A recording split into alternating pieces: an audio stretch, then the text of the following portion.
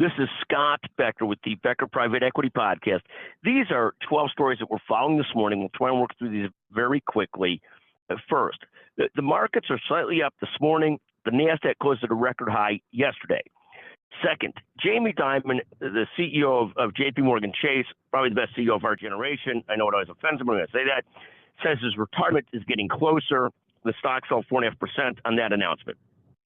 Third, Hims and Hers, this sort of tele-drug website drug company, jumped 27% on news that it's going to get into the weight loss drug business. So it jumped 27% yesterday. Fourth, the cruise ship companies jumped yesterday, Carnival and Norwegian.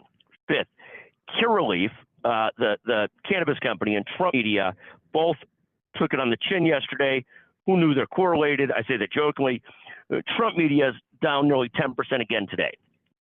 Sixth, Jamie Dimon has a great talk on being frenetic, whether you're frenetic or the environment's frenetic.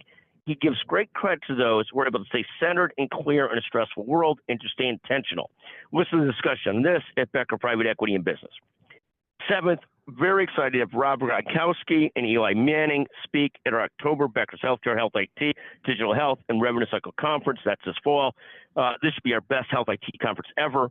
Our CEO event is sold out. For more information, contact Jessica Cole of Becker's Healthcare. Eighth, fantastic to have Janice Spizo, the CEO of UCLA Health, speak at the McGuire Woods Healthcare Private Equity Conference and keynote the Women Private Equity event. She's an amazing leader. Ninth, we've got in this podcast 9 healthcare stocks and payer stocks that we watch closely. Just very quickly, United Health Group down almost 2% year to date. CVS down 27% year to date. HCA up 20% year to date. Eli Lilly up 34% year to date. Cigna up 11% year to date. Stryker up 10% year to date. Walgreens Boots Alliance down 33% year to date. Tenet Healthcare up 73% year to date.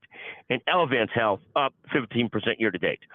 With respect to CVS and Walgreens and quite frankly Rite Aid, lots of real estate downsizing coming to pharmacies. It's such a part of Americana. It used to be the local drugstore. Now it's these big chain drugstores, but moving in the wrong direction. Walgreens is down another 4 to 5% today. 10th, I'm thankful to be a guest on the Danny Mobley podcast this week. Thank you.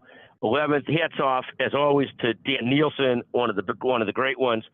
12th, I'm reading a great book by Casey Means called Good Energy. It talks about how many disease states are in some regards self-inflicted and what can be done about them. Again, in simple terms, if we all ate a lot better, we would need much less health care. However, given that we're so far from this, I think we better still create more doctors and nurses in the meantime. I think the overall thinking is great in the book. I just don't know if we're likely to get there or our population will get there.